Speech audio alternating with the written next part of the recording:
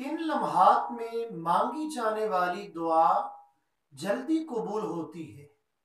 کون سے اوقات ہیں کہ جس وقت دعا کی جائے تو جلد قبول ہوتی ہے؟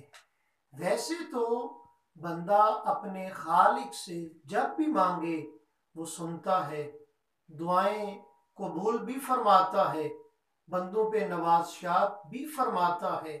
کچھ لمحات، کچھ اوقات ایسے ہیں کہ جب بندے کی دعا جلدی اللہ کی بارگاہ میں سند قبولیت حاصل کرتی ہے۔ سیدنا ابو امامہ رضی اللہ تعالی عنہ حدیث پاک کے راوی ہیں، سنن ترمذی شریف کی حدیث پاک ہے۔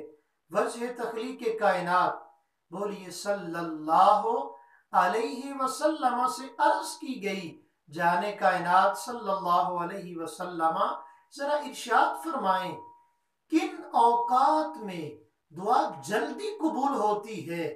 تو اللہ کے محبوب علیہ السلام نے فرمایا، اے ابو امامہ، رات کے پچھلے پہر، پچھلے حصے میں مانگی جانے والی اللہ سے دعا جلدی قبول ہوا کرتی ہے۔